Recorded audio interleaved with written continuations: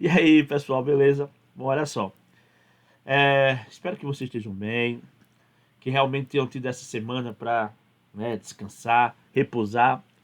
Afinal, nada está sendo fácil nas nossas vidas, nem pandemia, nem consequentemente também é, estudar. Nada está sendo fácil para nós. Mas nós vamos superar. Afinal, é mais um desafio que nós temos na nossa vida, de tantos que nós tivemos e de tantos que nós ainda vamos ter. E esse é um desafio que a gente, se Deus quiser, a gente vai passar de letra, tá? Claro, a gente tem que orar muito pelos nossos familiares, pelos nossos amigos, né? Afinal, o Brasil já teve 88 mil vidas ceifadas pela Covid. A gente já teve mais de 1.000 pessoas falecendo aqui em Aracaju, né? Já chegou perto, né? Daqui, meus vizinhos já tiveram Covid, graças a Deus eu e minha família ainda não. Esperamos não ter, claro. Ah, temos amigos que estão muito doentes, né? Eu tenho um amigo que está há 15 dias entubado, mais de 15 dias entubado, né? Uma amiga da minha esposa, amiga de infância, que graças a Deus conseguiu, já está em casa depois de 20 dias. Então está sendo uma situação muito difícil. E com certeza, tá, muitos de vocês já devem ter conhecimento também de algumas pessoas próximas a vocês que têm. Se não tiveram, graças a Deus, e a gente tem que agradecer todo dia, tá certo? Da vida, por nós estarmos bem, por nós estarmos com vida. Então, um abraço para vocês, tá? De coração. E dizer a vocês que, infelizmente, hoje, né? Hoje é terça-feira. Eu tô gravando essa aula para amanhã, para quarta. Mas o que acontece? Acontece que o meu computador, não sei por que cargas d'água, ele não está editando, não está conseguindo editar, não está conseguindo colocar imagens. Tá? O programa que eu tenho, não sei o que é. E eu já tentei outro programa, mas não está conseguindo puxar a imagem para colocar no vídeo. Tá? E eu tô doente aqui, né? Porque vocês estão acompanhando as minhas aulas, sabe que eu gosto demais de colocar edição, né? Eu brinco com edição. Eu sou péssimo, mas assim, eu gosto. Então, consequentemente, agora não vai ter essa edição. Não sei porquê. E eu não posso perder tempo, porque a aula já é para amanhã, já era para ter enviado essa aula e não enviei. Então, eu vou falar sem edição. Mas eu prometo que tão logo o meu computador me responda favoravelmente, tão logo ele passe por esse problema que ele está passando, né, psicológico, eu espero, eu vou mandar um slide para vocês, tá? Eu vou pedir ao pessoal para colocar um slide para vocês com definição. Se der tempo, até amanhã eu até posso mandar. Ou seja, até a aula de vocês agora, pode ser que já tenha chegado. Mas se não der, na próxima semana, até a próxima semana eu mando, tá? Nós vamos falar de quê? Nós vamos falar de países subdesenvolvidos e industrializados, também chamados de novos países industrializados, os chamados NPIs, ou também chamados de países emergentes. Eu não gosto muito dessa definição, emergente, porque a emergente dá uma noção de que a gente está emergindo, a gente está saindo de uma situação e subindo, melhorando, né? Não sei, o termo emergente é um termo político, tá? Para justamente nos afastar dos países mais pobres do mundo. E realmente, economicamente, esses países industrializados, que são chamados de emergentes, eles têm uma economia melhor do que os países mais pobres do mundo. Mas não socialmente. Socialmente, a gente está no mesmo patamar. Socialmente, nós estamos com indicadores muito parecidos, ou até mesmo piores. Tá? Até mesmo piores.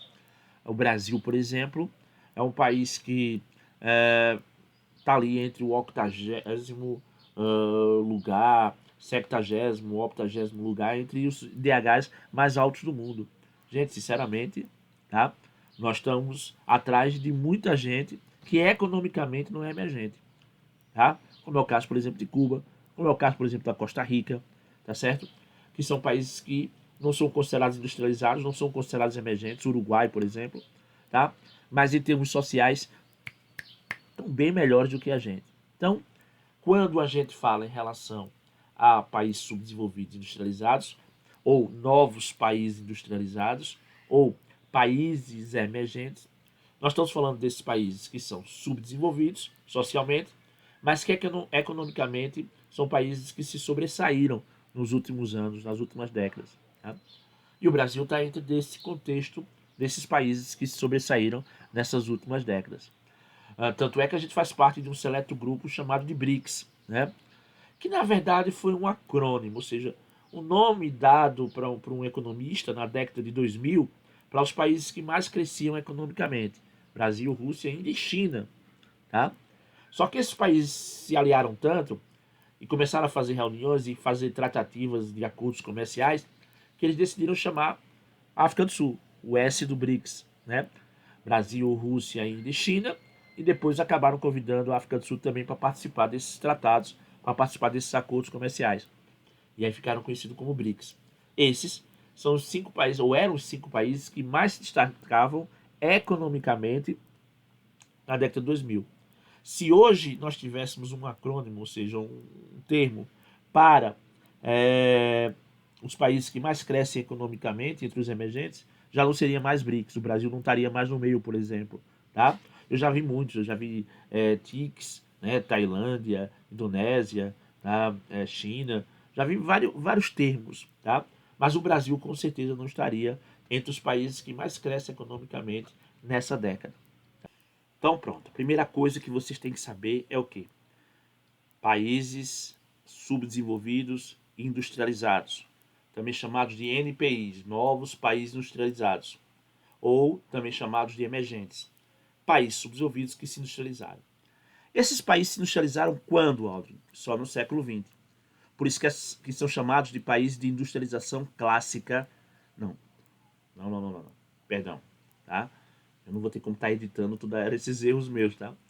Por isso que são chamados de países de industrialização tardia, tardia ou retardatária. Industrialização clássica são os países desenvolvidos. São aqueles que se industrializaram nos séculos XVIII e XIX. Nós não. Nós, países subdesenvolvidos e industrializados, nós só nos industrializamos no século XX. Tá? Então, se a gente pensa nos países da América, Brasil, Argentina, México, Chile.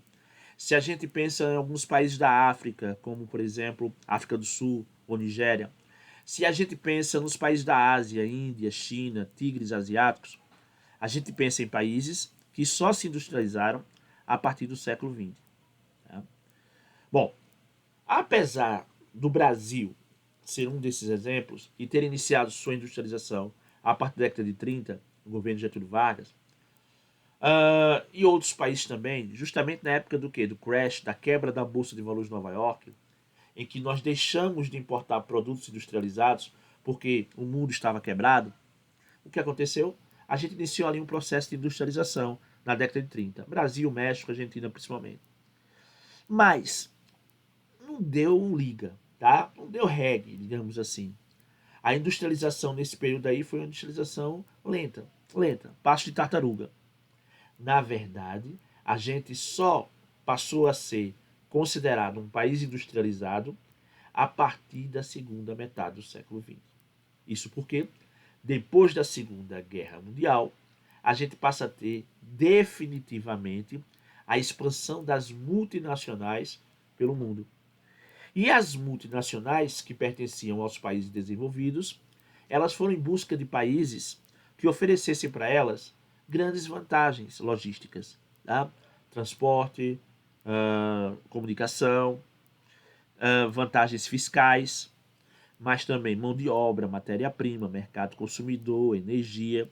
Ou seja, foram buscar nesses países, tá? Justamente o quê? Justamente aquilo que eles mais precisavam para desenvolver as suas indústrias. Então, por causa disso, nós tivemos o quê? Nós tivemos a industrialização dos países subdesenvolvidos a partir da segunda metade do século XX. Principalmente a partir da segunda metade do século XX. Isso porque, até então, a industrialização era pequena e ela não tinha conseguido fazer esses países serem o quê? Serem definitivamente industrializados. Quando é que a gente considera um país definitivamente industrializado? Quando o PIB industrial desses países é maior do que o PIB agrícola. Tá? Quando a gente fala de PIB, a gente está falando de valor. A gente não está falando de volume. Tá? Volume é quantidade. Até hoje nós somos um país, em termos de volume, agrícola. porque nós produzimos muito mais produtos agrícolas do que produtos industrializados, em volume, tá? Em peso, em quantidade.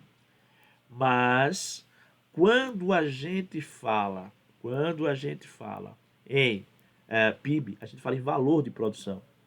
E aí, por menos que a gente produza em termos de produtos industrializados, mas eles valem muito mais do que os chamados produtos agrícolas.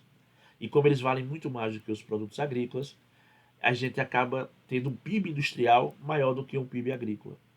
E quando um país tem um PIB industrial maior do que o PIB agrícola, a gente chama esses países de países industrializados. A industrialização desses países, a princípio, é chamada de substituição dos importados. Ou seja, nós passamos a produzir produtos que diminuiriam a nossa importação de produtos industrializados. Isso foi feito a princípio com capital nacional. Capital nacional. Então, as indústrias mais básicas que nós tínhamos, que eram as de bens de consumo, elas eram indústrias nacionais e elas produziam justamente para substituir aquilo que nós, né, importávamos. A partir da década de 50, porém, nós, países subdesenvolvidos, passamos a receber as indústrias multinacionais. Que tipos de indústrias vieram para cá primeiro? Bens de consumo. Bens de consumo não duráveis. Né? Aliás, desculpa, bens de consumo duráveis. A automobilística, a de móveis. Né? Então, essa indústria de produtos eletrônicos, essas começaram a vir para cá.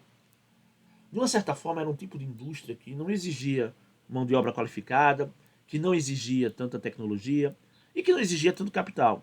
Nós não tínhamos, estávamos saindo de uma crise ainda, né? A crise de 30 demora... Aliás, qualquer crise econômica demora mais a sair nos países pobres do que nos países ricos. Os países ricos saem primeiro, os países pobres demoram mais na crise. Então, a década de 50, quer dizer, tinha mais ou menos 20 anos que a gente estava ainda tentando se recuperar da crise de 29. Mas, né, o que aconteceu? Nós começamos a receber essas indústrias. E essas indústrias, elas fizeram com que a gente crescesse, de uma certa forma, economicamente. É bom que a gente entenda que esse crescimento econômico não era um crescimento capaz de concorrer com as indústrias estrangeiras. Até porque, desde sempre, quando a gente tem uma indústria própria, nossa, que compete com as indústrias de fora, elas vêm aqui e compram as nossas indústrias. Tá? O único país que conseguiu se sobressair bem a isso foi a China. Mas também a gente não pode esquecer que a industrialização chinesa, a abertura econômica chinesa, só aconteceu no final da década de 80. Bom, eu vou começar pelos países da América. Tá? E quando eu falo dos emergentes da América, eu falo de 4. Eu falo de Brasil, Argentina, eu falo de Chile e eu falo de México. O Brasil é um caso à parte, a gente vai ver numa aula seguinte a industrialização no Brasil. Né? De uma maneira geral, o que acontece? Essas áreas receberam indústrias multinacionais, principalmente indústrias norte-americanas, tá? E depois a gente começou a receber também as chamadas indústrias europeias, ocidentais. Afinal, década de 50, nós estávamos vivendo o início de um processo de Guerra Fria e, claro, a nossa ligação muito mais próxima com os Estados Unidos da América e com a Europa Ocidental acabou fazendo com que a gente recebesse essas indústrias desses países. Então a gente começou, de uma certa forma, a desenvolver esse tipo de indústria. No México, por exemplo, essas indústrias passaram a ser chamadas de maquiladoras. Maquiladoras ou montadoras, digamos assim. Que eram indústrias que saíam ali do Nordeste norte-americano, a gente viu na aula passada, inclusive eu mostrei até uns vídeos, né? E trouxe justamente essas indústrias aqui para o México, mas também depois acabou se espalhando para boa parte da América. Essas indústrias que entraram no México, essas indústrias norte-americanas, não têm o objetivo apenas de aproveitar a mão de obra barata, né? Ou o grande mercado consumidor que o México tinha, ou matéria-prima, mas também tinham o objetivo de quê? De fazer com que os mexicanos se empregassem.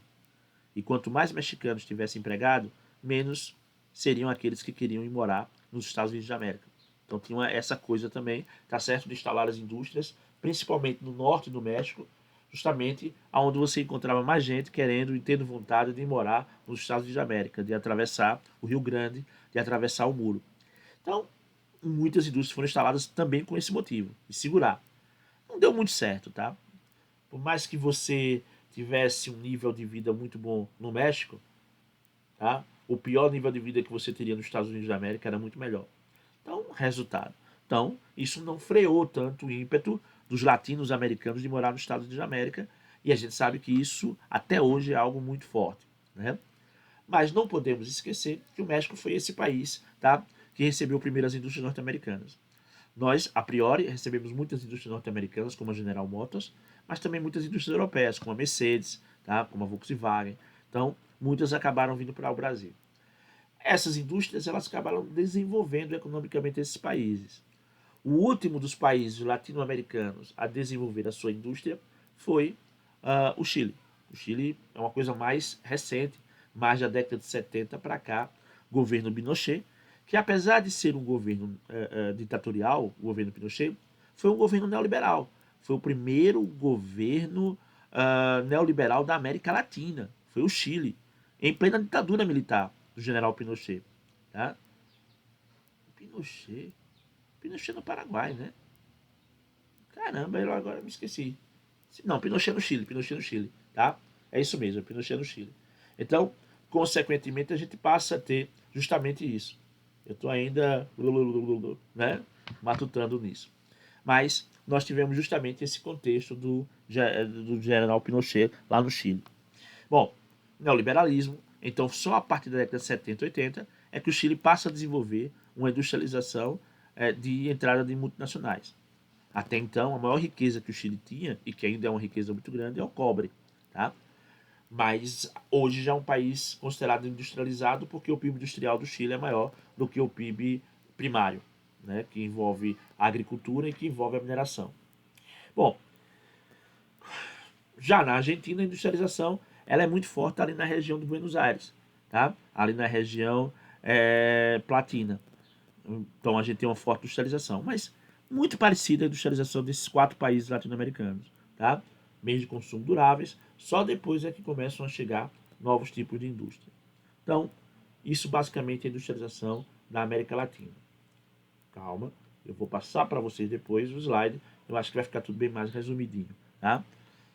Essa coisa de monólogo é uma coisa meio cansativa, né? Mas tem que ser, a gente, né? Não pode deixar vocês sem assunto, sem aula. A industrialização na África do Sul é interessante, porque é uma industrialização que ela também tem início lá no século XX, lá no início do século XX, muito por conta do forte investimento inglês. Né? Primeiro, a África do Sul foi povoada pelos holandeses, né? Era território holandês. Depois os ingleses foram lá e tomaram, numa guerra, a Guerra dos Boerês. Né? E por que esse interesse tão grande da Inglaterra pela África do Sul? Recursos naturais. A África do Sul é um dos países mais ricos em recursos naturais do planeta. Tá? Grande produtor de diamante, grande produtor de fósforo, grande produtor de ouro, grande produtor de uma série de coisas. Então o interesse foi muito grande. Né? Ele acabou pegando os holandeses, expulsando para a zona rural, e eles acabaram ficando lá. E a primeira tipo de indústria que eles instalaram lá, claro, não podia ser diferente, foi a chamada indústria extrativista. Indústria extrativista mineral. E depois, tá? Ele acabou inserindo outros tipos de indústria, afinal, a África do Sul estava se tornando um grande mercado consumidor, mesmo com o apartheid. Mesmo com o apartheid. A gente sabe que, apesar da maioria da população ser negra, mas ela ficava confinada nos bairros, né, mais pobres, né?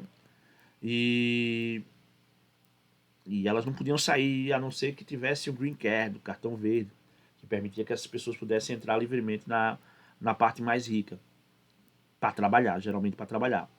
Não se misturavam, né? De uma certa maneira, eles acabavam não se misturando. Então, quando a gente pensa na industrialização desses países, tá? A gente acaba pensando justamente numa industrialização marcada principalmente por essa força mineral que eles tinham. A África do Sul, então, acabou se desenvolvendo nesse patamar. Nigéria e Egito são países de industrialização muito recente mesmo. Tá? Nigéria é o país que mais cresce economicamente na África. É um país rico em recursos naturais também. Tá? O Egito, pela questão do povoamento, pela proximidade da Europa, também desenvolveu muito sua indústria. Mas nada que se compare à África do Sul. O emergente aí é a África do Sul. A África do Sul é o país mais rico do continente africano. Depois a gente parte para a Ásia, né? A Ásia. A Ásia, a gente acaba destacando quem? A gente acaba destacando Índia, China e tigres asiáticos. Vou falar um pouco de cada um deles, tá? Começando pela Índia. É interessante a Índia, né? A Índia tem uma das coisas mais fantásticas do planeta, que é a quantidade de doutores que a Índia forma. E quando eu falo doutores, não é só doutores em medicina, não, tá? E agora eu vou tentar olhar mais para aqui, para webcam, porque eu fico olhando para aqui, vocês acham que eu estou vendo alguma coisa ou lendo, né? Também se não tivesse não seria um problema, mas é porque eu não me acostumo a olhar para esse negócio. Então vou olhar para a câmera aqui, vou tentar não olhar para baixo, não vou tentar não olhar para minha beleza. Bom, então quando a gente fala em relação à Índia, a Índia é um dos países que mais forma doutores no mundo. Formar mais doutores no mundo quer dizer o quê? Não é doutor em medicina, não, tá? Não estou falando de medicina. Mas eu estou falando em doutores em todas as áreas, principalmente na área de engenharia. E não são qualquer doutores, não. São doutores de alto gabarito, a ponto da Índia ser o maior exportador de cérebros do planeta.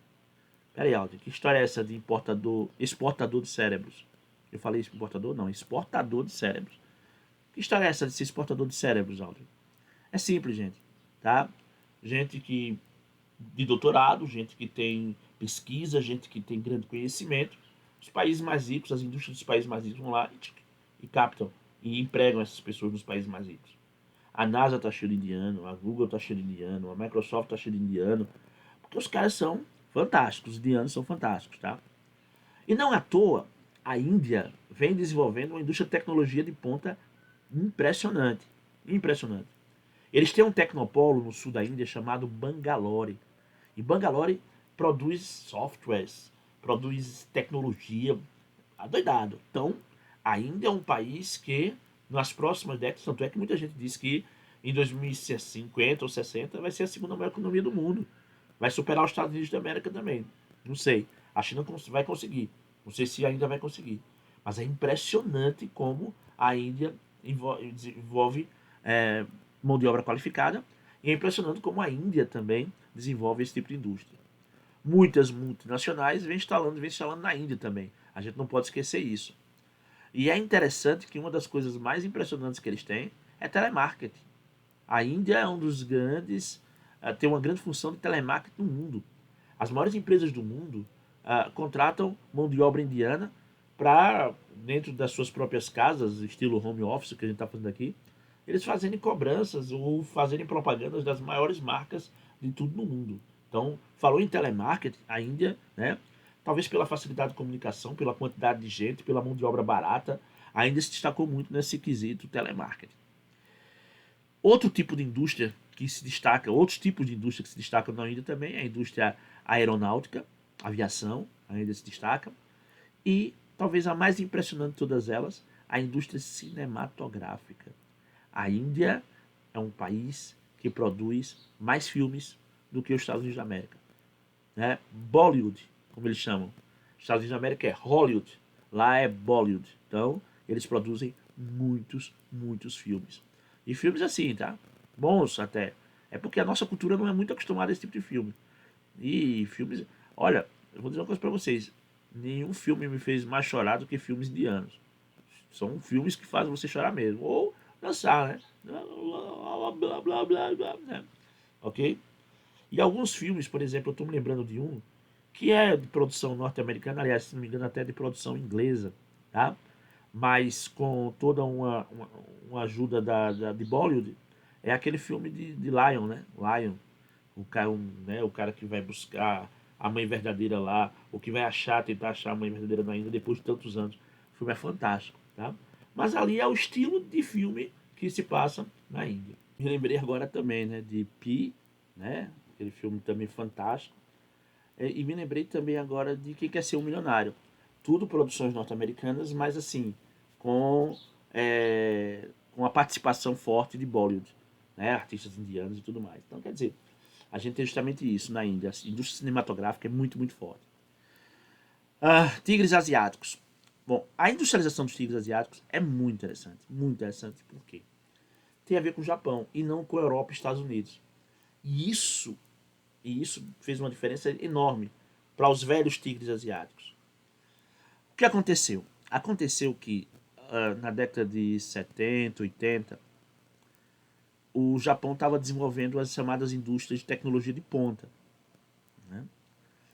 Porém, o Japão tinha um problema sério, que tem até hoje, a falta de espaço.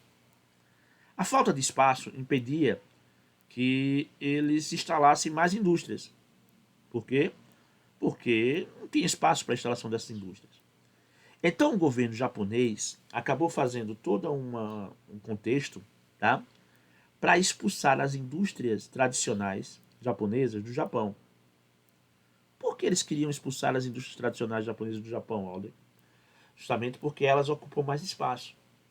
Tá? Era uma indústria de produtos básicos, produtos de régua, lápis, caneta. Eu me lembro, por exemplo, que na década de 90, quando eu comecei a ensinar, os estojos, as reguinhas, os lapisinhos das meninas, aquela coisa toda enfeitada, vinha tudo de indústrias japonesas dos tigres asiáticos. Já já eu chego nessa história. Então, resultado, essas indústrias japonesas de produtos tradicionais instaladas no Japão, elas ocupavam muito espaço, muito espaço. Então, o que os japoneses fizeram? Disseram, poxa, nós temos que abrir espaço para as indústrias de ponta, que são menores. No espaço de uma indústria tradicional, a gente vai abrir 8, 9, 10 indústrias de ponta. Então, a gente precisa desse espaço. Criou multas para poluição e as indústrias tradicionais poluem mais. Criou multa para espaço ocupado e as indústrias tradicionais ocupam mais espaço. Criou impostos mais altos para pagar pelos funcionários e as indústrias tradicionais empregam mais gente. Então, eles fizeram de tudo para expulsar essas indústrias do Japão. E conseguiram. Essas indústrias então foram para onde? Singapura, Taiwan, Coreia do Sul e Hong Kong. Foram o destino dessas indústrias tradicionais japonesas. Esses 4 destinos. Vou repetir. Singapura, Taiwan, Hong Kong e Coreia do Sul. Essas 4 áreas, então, elas receberam essas indústrias tradicionais. Eram áreas que tinham relações mais próximas com o Japão, eram áreas que tinham mão de obra barata, eram áreas que tinham uma mão de obra altamente disciplinada, então eram perfeitas para as indústrias japonesas. Né? E essas áreas receberam essas indústrias. A esse tipo de industrialização que aconteceu nos tigres asiáticos, preste atenção no que eu vou falar agora, viu? Muito importante. A gente chama de plataformas de exportação. Isso quer dizer o quê? As indústrias abriam nos países como tigres asiáticos, esses países produziam esses produtos, mas acabavam não sendo para o mercado interno. Produtos voltados para a exportação. Afinal, os japoneses estavam iniciando um processo de exportação fantástico. Então, essas áreas, os velhos tigres asiáticos, acabaram sendo chamados de plataformas de exportação. E tiveram um processo de industrialização tão rápido que fez com que a economia desses países crescesse de maneira tão rápida que eles começaram a ser chamados de dragões asiáticos, porque foi muito grande. E pela rapidez, algumas pessoas começaram a chamar de tigres asiáticos. Tá? Então, a princípio eram chamados de dragões ou tigres asiáticos. Tá? Dragões, tigres, dragões, tigres, dragões, tigres. Não tem jeito, né? Trava-língua é terrível. Bom, como a trava-língua é difícil, e no chinês, no mandarim é mais difícil ainda, no japonês, sei lá, né? No japonês e no sul-coreano, nessas línguas estranhas lá do leste da Ásia. Então, o resultado, eles disseram, nem dragão, nem tigre, ou, nem dragão, não dragão, tigre, tigre, tigre é mais fácil. Então, o resultado, eles acabaram chamando de tigres asiáticos. O tigre vem do quê? Do rápido desenvolvimento econômico que essas nações tiveram. E se desenvolveram muito, muito, tá? Mas como receberam capital, tecnologia japonesa, e os japoneses tinham um perfil, ou têm um perfil diferente do europeu e do norte-americano, tá? Que é aquele perfil de quê? Aquele perfil de permitir que essas áreas também pudessem se desenvolver. Aí nós tivemos o desenvolvimento econômico dessas áreas com indústrias próprias. Tá? Todas elas tiveram desenvolvimento de indústrias próprias, mas nenhuma se destacou mais, perdão, do que Coreia do Sul. E o caso da Coreia do Sul é fantástico. Por quê? Porque alguém disse bem assim: olha, a Coreia do Sul, daqui a uns anos, vai ter indústrias capazes de competir com as americanas, com as europeias e com as japonesas. Todo mundo riu, tá? Por quê? Ninguém acreditava que a Coreia do Sul desenvolvesse suas próprias indústrias. Nós estamos falando de um país pobre, subdesenvolvido, tá? Absurdo o que a Coreia do Sul estava falando. Eles conseguiram, viu? Investir em educação, melhorar as condições sociais do país e talvez, e aí é uma opinião muito particular, tá? Muito própria. Talvez tenha sido o único país do mundo que tenha saído do subdesenvolvimento para o desenvolvimento social, apesar de ainda ter problemas sociais. Mas é impressionante pelo qual a Coreia do Sul passou. E desenvolveu indústrias próprias. E acabou desenvolvendo as próprias indústrias, tá? Hoje nós temos indústrias sul-coreanas, tá? Que conseguem competir com indústrias norte-americanas. Samsung, Kia, Hyundai, Sangyong, LG e tantas outras, tá certo? Indústrias sul-coreanas que estão ali, ó, pau a pau em termos de qualidade e tudo. Então, resultado. Então, os sul-coreanos são um bom exemplo do bem que o Japão fez para os velhos tigres asiáticos. Mas a gente não pode dizer a mesma coisa dos novos tigres. Não podemos. Não podemos dizer a mesma coisa porque quando a gente pensa na industrialização dos novos tigres asiáticos, uma industrialização na década de 80, metade da década de 80, a gente tem que pensar em capital norte-americano e capital europeu principalmente.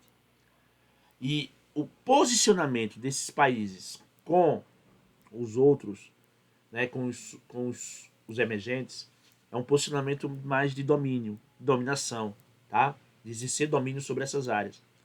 Jamais ele vai deixar que, vamos lá, Tailândia, Indonésia, Malásia, Vietnã, Laos e Filipinas, esses 6 países, tenham o mesmo sucesso que tiveram a Coreia do Sul, por exemplo.